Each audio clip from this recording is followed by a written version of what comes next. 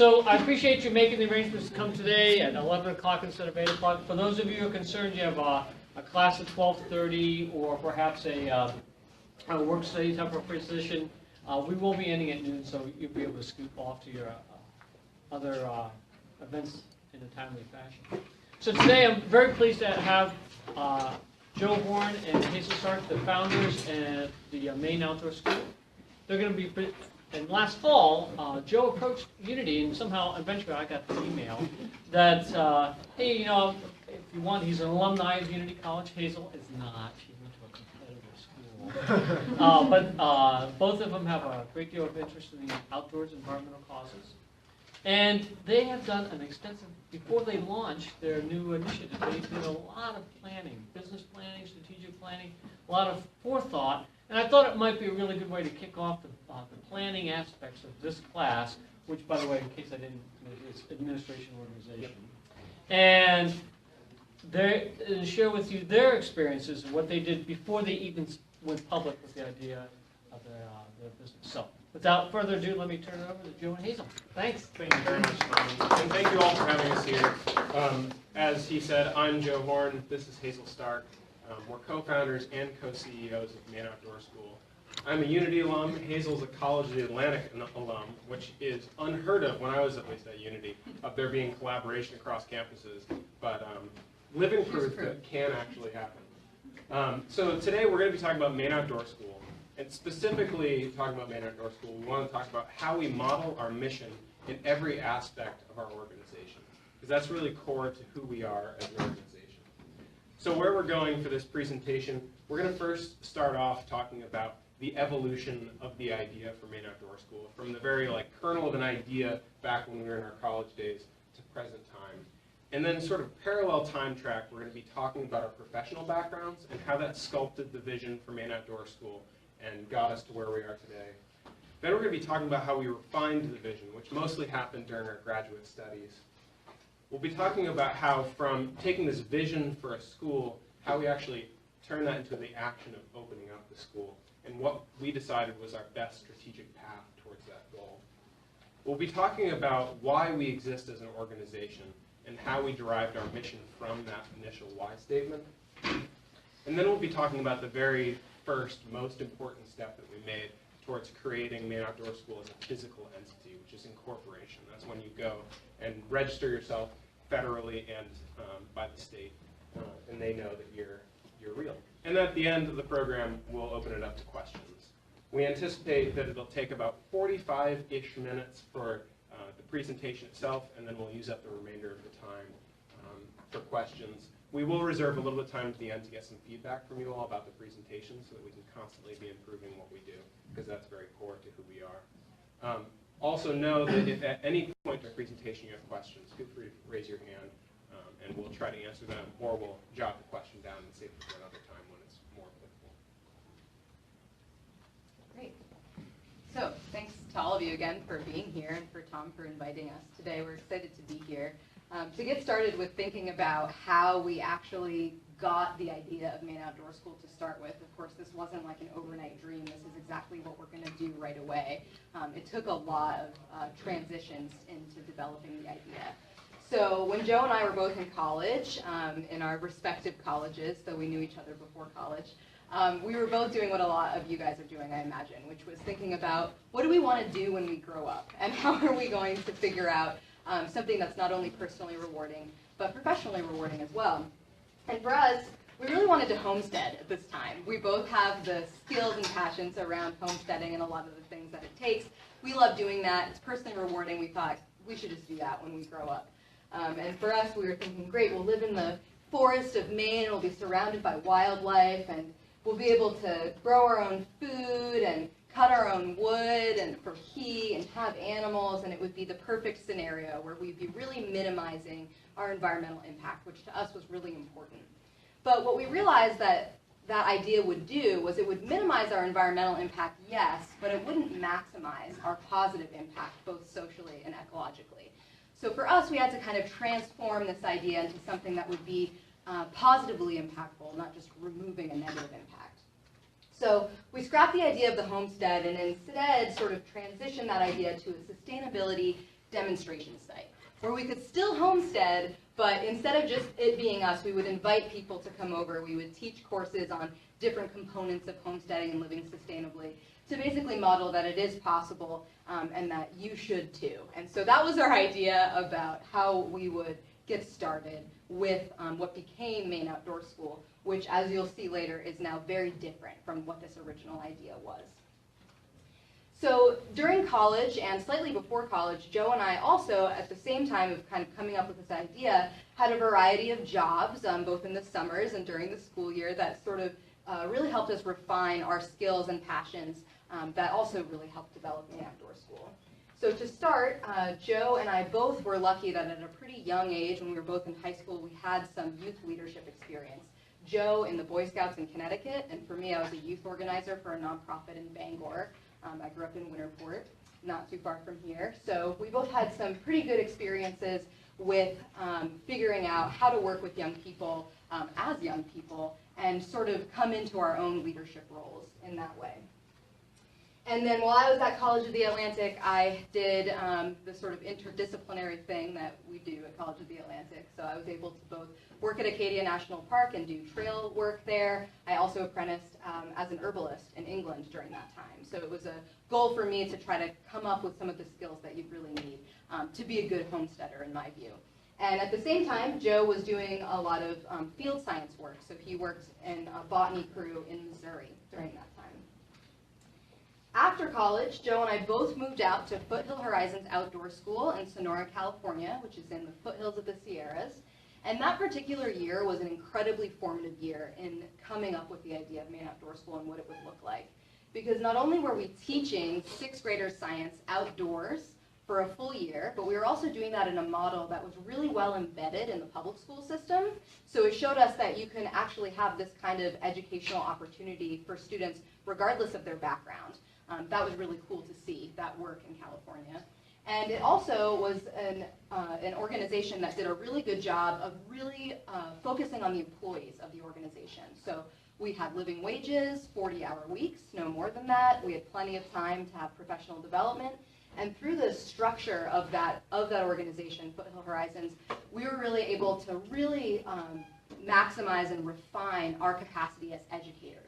So at the end of that year, we felt like, wow, we're really good at teaching. We're going to do more of this, and we know the structures that support us being the best teachers we can be.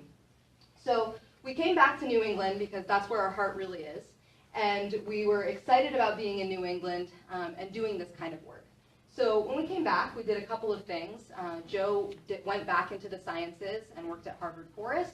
I was working for the Appalachian Mountain Club in a couple of different educational roles in that setting. And during this time, we were doing a lot of thinking of what will be the next step, what will allow that sort of permanent, sustainable career path that we can actually do forever, as opposed to bouncing around to a bunch of seasonal positions. And so it was during this time that we realized that if we were really going to pull that off and have a sustainable income with sustainable hours and do the things we wanted to do, we really had to start our own organization to be able to pull that off. So at this time, we realized also that in order to start our own organization, we should probably figure out how best to do that. And so we started asking around to different organizational leaders in the field and in the nonprofit field in general, to a variety of different causes, and asked, what is the thing that you wish you knew in your role, that you came in with maybe not knowing, or knowing and you were grateful for knowing? What would that be? And across the board, these leaders said, gosh, I really wish that I had managerial and business skills before I started in this. Even in the nonprofit sector, business skills are really important. And so across the board, these people said, if I had gone to school or had experience in business, these kind of hard business skills, it would have made my job a lot easier, and it would have meant that I could have met my goal, the mission of my organization, quicker and easier as well. So we realized through that we were going to need to go back to school to get those skills, because we didn't have a lot of business skills at that stage.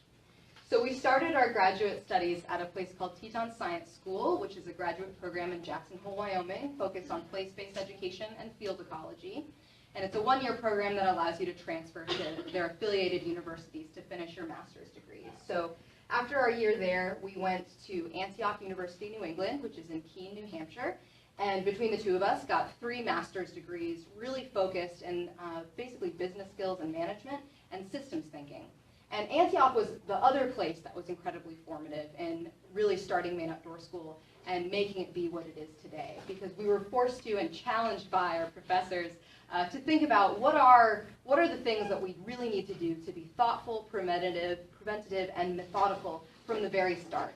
And so that helped us think about the vision and refine the vision that would go along with the sort of model that we experienced in California, so we could combine those ideas at the same time. So after Antioch, we both finished our programs last spring, and when we finished, we had not only incorporated Maine Outdoor School by the time we were done there, but we were able to, right after graduation, move back to Maine, where our heart really is, and start doing the work that we wanted to do as a result of that combination of academic and professional experience.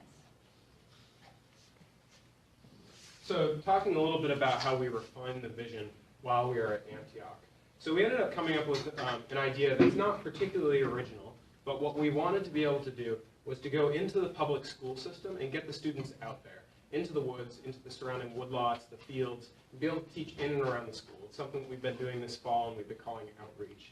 And it's really been quite successful at having that blend of getting the kids out there and understanding those natural systems. While we're out there, we hope to basically reconstruct these cognitive pathways for students to be able to engage with those natural spaces. So ideally, outcomes of that is that they're understanding the natural systems that they're embedded in, something that's very grounded in sort of unity teaching, and then be able to move that forward by creating a vision for the future. So that was really the kernel of an idea of what we wanted for an outcome and sort of what kind of a model we were going to be working with. But so we had this kernel of an idea. We roughly knew where we wanted to go, let's say the peak of that mountain. We weren't really sure how to get there. And that was, again, why we really settled down at Antioch. Because we knew that there were some paths that we could take that would take us entirely the wrong direction. This is like that idea that you have in the back of your mind. You say, oh yeah, I'm going to do that someday. And you keep putting it off and putting it off. And before you know it, you've taken so many different career decisions that you're sitting doing something entirely different from what that original idea was. We knew that some paths would take us up directly in the direction of our goal, but we just didn't plan it out. We just charged forward doing it, and in the case of this illustration, we're stopped short by an obstacle, in this case a snowfield, and we're forced to turn around. So this would look like, charging head on and then meeting some unforeseen circumstance, whether it's illegal, programmatic, running out of money because we didn't know how to balance a budget, and there had to stop our dream of creating Maine Outdoor School. We also knew that some paths would take a more circuitous route up to perhaps what looks like an organization that's high functioning, that's achieving some aim at its mission, that's working, we're teaching kids, we're doing the mission thing, but little did we know, we haven't hit that summit. We could have done so much better, but from our vantage point, we couldn't actually see that we were on a false summit with the real mountain behind us. What we really wanted was a slightly different path, and it wasn't until we took some leadership courses at Antioch, and one of the readings was talking about being aware of gaps between your espoused values and your behaviors, that everything started gelling for this vision. Because through our time, all of those different places that we had worked, we'd seen and worked for these great mission-based organizations that oftentimes had a really great environmental mission. But at the same time, they were buying all of their teaching supplies from places like Walmart, because that's where the lowest dollar is found. And there was a gap between their values of being very sustainable minded and their behaviors of purchasing from a non-sustainable supply source. We were also seeing organizations that were supposedly working towards social justice in a variety of different ways, and yet their staff were working unreasonably long hours for unreasonably small wages. And we were seeing this disconnect between the operations and the business's mission. And we really looked closely at that, because we realized that if we really wanted Maine Outdoor School to succeed for the long term, we need to be modeling our mission in every aspect of our business, every aspect of it, right from the very beginning. Okay. So one of the ways that we were going to do that role modeling was we really needed to be in touch with why we exist. And of course, I think you all have experienced organizations that have this great mission, and they think they're in touch with why they exist, and then they just blow forward because they have this mission that they follow. And that's really great, but it's really important to reassess why you exist as an organization, And even as an individual, if you have some big goal and some impact that you want to have, it's important to reassess that regularly to make sure that you're actually getting towards that. And so determining why we exist was an incredibly important and incredibly challenging aspect of starting Maine Outdoor School. This was many, many weeks of conversations and meetings with each other, drafts and redrafts. It was really hard. I'm not gonna downplay that. Of determining why we exist, because every time we would come up with, we exist for this reason, we would then have to say, well, why is that reason good enough? And just keep going deeper and deeper to try to figure that out and make sure that ultimately our reason for being was valid and worthwhile. So after all of this time and all of these many weeks and struggles trying to figure this out, this was all to come up with 2 sentences. So here they are. The first reason about why Maine Outdoor School exists is that we believe that personal and community resilience in rural Maine is essential to the resilience of society as a whole. The reason we think that, one just simple example, is of course in urban areas, they really do rely on rural areas for food. That's just one example. Where is food grown? In rural areas. If a rural place like rural Maine is not resilient, both in terms of the people who live there and the communities that they live in, and they can't grow our food, for example, where's the rest of society? Where are these urban areas going to be able to meet their needs? It would compromise their resilience as well, their ability to bounce back in the face of change. So that for us was the core of why we exist. We need to develop personal and community resilience in rural places for society to be able to be resilient at all to begin with. The second part of our why we exist is we believe that resilient, flourishing communities are rooted in the careful study of our history and our natural surroundings by learners of all ages, backgrounds, and occupations. So Joe's going to talk in a little bit more about our educational approach and looking at the human history and the natural history and how that sort of ties into personal and community resilience. But I want to focus here on the lifelong learners of all backgrounds piece. I'm sure many of you have heard of or even been part of programs that are sort of the one and done model of meeting learners at one particular age, whether that's a 1-week middle school program or something like that, that can be really impactful, absolutely. But I think you all would also recognize intuitively that a program is going to have the most impact if it keeps seeing those same students over and over again. If students keep having similar learning experiences throughout their life, because it allows them to build these cognitive pathways and really develop into an understanding. And so we wanted to make sure that whatever programs that we did were going to allow us to see the same students throughout their lives. And not only throughout their lives, but also recognizing it's really important that we reach children, yes, but we also need to work with business leaders, their parents, other community members too. It's not enough to have children learn. That's core to society, right, is to have children learn. But if their parents and the adult community members aren't paying attention to these kind of resilient facets that we need to focus on, then we'll never really be personally resilient, and our communities will never really be personally community resilient. So we really needed to pay attention to that and figure out that what kind of programs would meet learners of all ages and all backgrounds. So those are the 2 core reasons why Maine Outdoor School exists. It really boils down to that. And so once we were in touch with that, we were trying to figure out, okay, so what's the blend of services we can provide that's going to allow us to meet these goals? And so what those are right now, and like I said, everybody and every organization needs to reassess their why they exist. And we'll do that, and maybe this blend will change over time. But right now what that looks like is providing educational programs to especially children, but adults as well, in different ways. Organizational services to organizations thinking about their own resilience. And then doing presentations like this and in other settings to let people know about resilience and our approach so that we can role model in more than just our educational programs, but also in an outreach sort of capacity. So I'll talk about how we turned that why statement into a very definitive mission. So once we had created this why statement, we're really in touch with why we exist, which is a process, as Hazel mentioned, that's ongoing, that we never stop questioning. We then had to assemble a mission. And probably the best way of describing that is through this graphic. So at the very core of what we do at Maine Outdoor School is work towards personal and community resilience. Everything we do goes towards that, whether that's operationally, programmatically, or in other ways. That is what we're working towards every single day. in our organization, operationally, we do that by embracing the triple bottom line of business management, of trying to find this balance between social equity, treating all people equitable across any interactions that we have with people, both in our organization, the communities that we're surrounded by or interacting with, as well as even further out, looking at our supply chain. Where are our teaching materials coming from? Where is our logo being drafted? So that was really core to what we believe. Economic viability. No matter where you're getting your money, you need money in order to fuel your organization.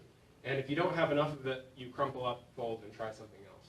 So we need to be able to be economically viable in whatever we're doing. So find some way of getting a cash stream. And of course, very important to both of us is environmental sustainability. We wanted to be able to be sustainable in the environment from, of course, just having no net impact, but in fact, we wanted to try to make some sort of a positive impact environmentally so that we're kind of leaving that legacy. So that was really core, and that's called the triple bottom line of business management, core to how we operate the business. Now, on the ground, programmatically, all of our programs, we challenge the people that come to our programs to try to understand natural history, so understanding those resilient systems and cycles that occur in nature, and how those interact, and sort of understanding what are those common threads that tie together those different systems. And then land use history, so basically asking the question of how have humans interacted with those natural systems, both good and bad, because our history certainly shows examples of both. And then we ask our students to take a step back and try to disassemble all of that information that they've learned and try to create a vision for a resilient future for themselves and their communities. And once they've created this vision for a resilient future, we challenge them to create some sort of a project that's actionable, that they can deliver on, that we will help them with in order to advance themselves or their communities towards that vision. So again, natural history, land use history, and vision for the future. Those are really the three core pillars of what we do at Maine Outdoor School, all building towards personal and community resilience. So we were faced with, okay, we're in touch with our mission. We know why we exist, and we know how we want to do that. But are those specific actions, and oftentimes organizations have these gaps, like we mentioned. So how do we bridge the gap between our mission and our actions, or our espoused values and our beliefs and our actions?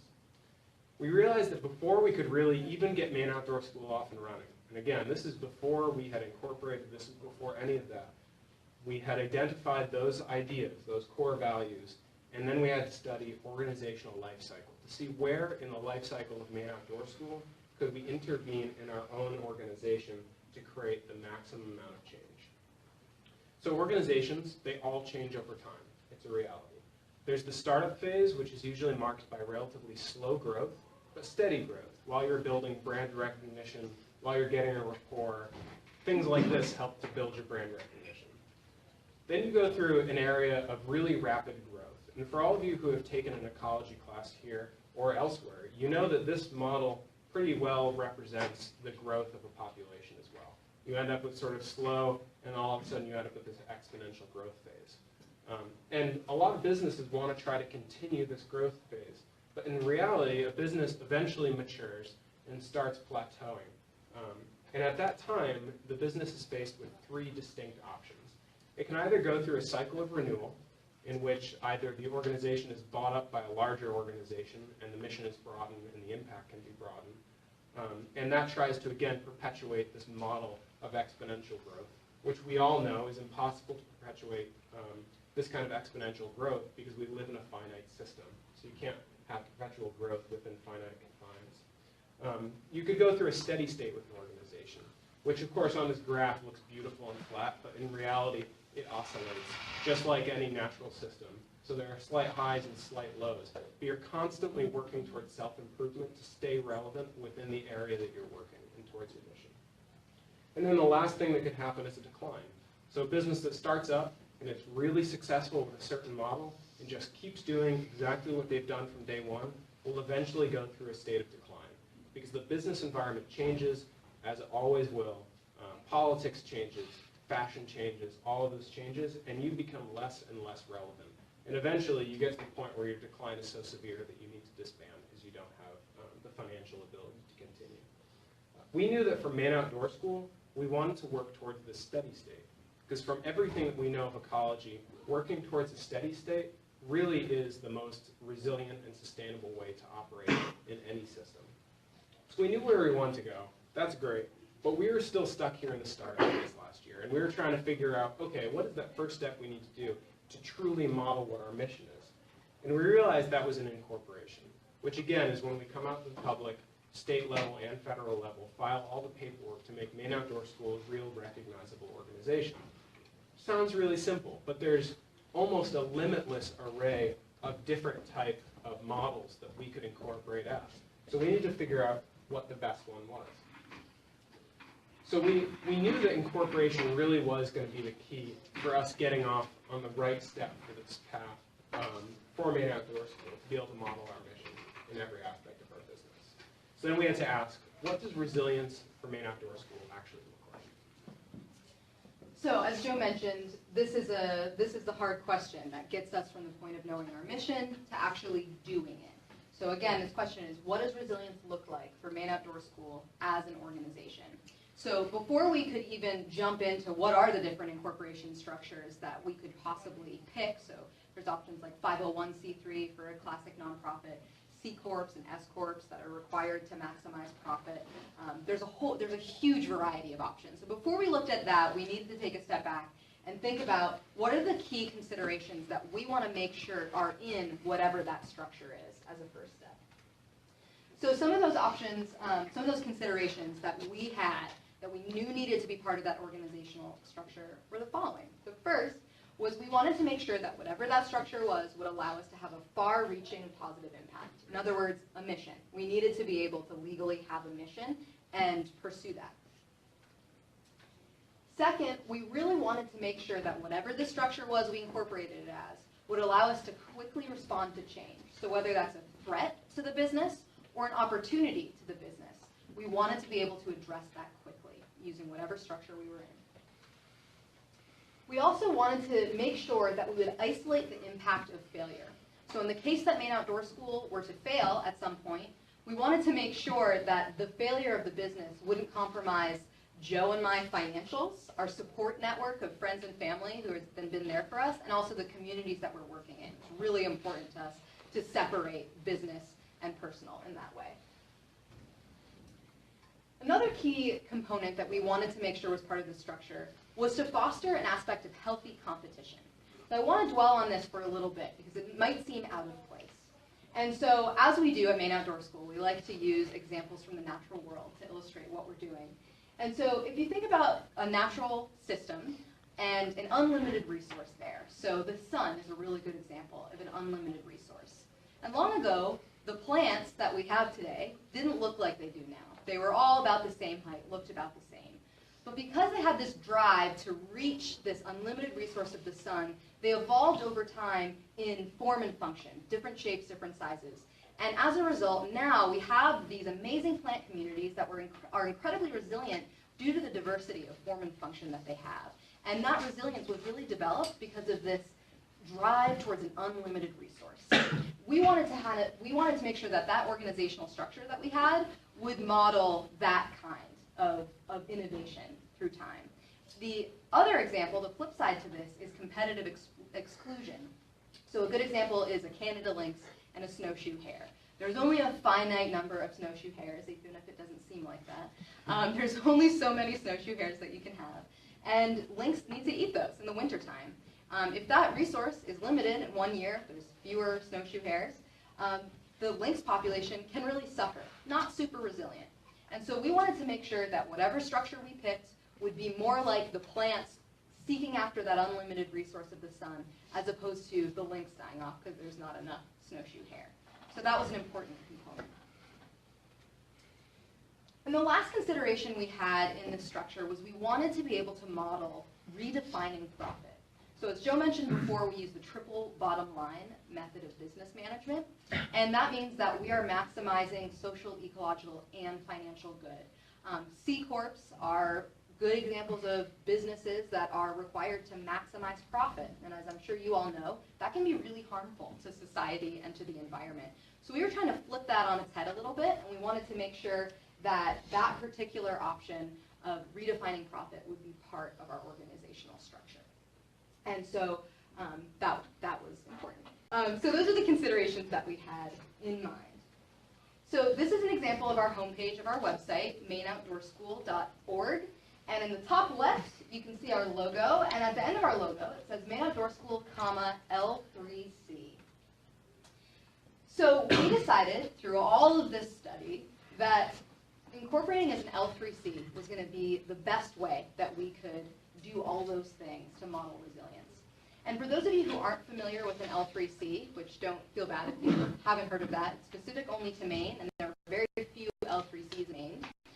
An example, if you're familiar with MIL, they have an L3C. And what it is it really stands for a low-profit limited liability corporation. So it's a form of an LLC.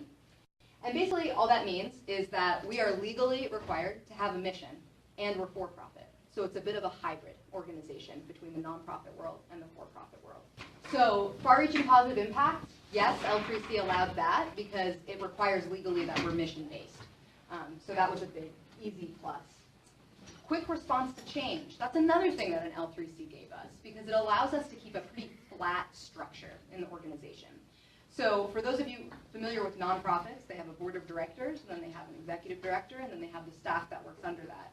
So any opportunity or threat that comes up really needs to go through this hierarchy. And so decisions can be slower. And an L3C does not require that we have a board of directors. So we're able to keep the decision making between the people who are running and doing the decisions on a day-to-day basis, which makes our capacity to respond to change quite high. Isolating the impacts of failure. And L3C gave us this as well, because in the LLC or L3C model, Maine Outdoor School is not considered Joe and my personal asset. It's a completely separate thing. So in the case that Maine Outdoor School fails, they can't use our bank account as collateral. That was really important for us, and I think for anybody considering having an organization, you've got to be okay with the fact that it's not going to work out, and you need to really protect yourself in that. So an L3C allowed for that as well. Okay, so the healthy competition piece. How does an L3C help foster healthy competition? So when we were looking around at the different organizations that were mission aligned in our area and asking about what they thought about Maine Outdoor School coming to town, across the board, people were feeling a little edgy about the possibility that there was going to be another organization looking for the same grant sources that they were applying for. And so we wanted to make sure grant money is perceived to be a limited resource. There's only so much money, only so many grants that can go out to organizations. So if there's one more organization looking for grants, it's going to be a lot harder for all those organizations to succeed. So our way of addressing that is an L3C legally means that we're not allowed to apply for these grants. And so as a result, we're not competing with them in that way. We're not competing for that same limited resource. We are not the lynx and the snowshoe hare in this example. What's the unlimited resource, though, that we're fostering healthy competition around? We believe that the unlimited resource here is program quality and program innovation. We believe that there's no perfect program. They can always be improved, whether it's our program or any other organization's program. And so because that's an unlimited resource, it really fosters innovation in our field so that we all can work towards having better programs and meeting our missions even better as a result of driving towards that high program quality all the time. So that was really important for us to consider as well. It also means that because we can't have grants and we have to be revenue-based, it means that Maine Outdoor School in particular has to be really focused on having programs that are worthy of paying for.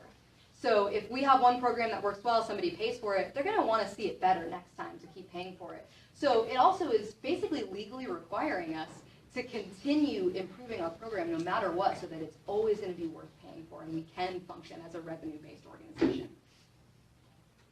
And lastly, redefining profit. How does an L3C allow us to do that? Well, it's a hybrid model.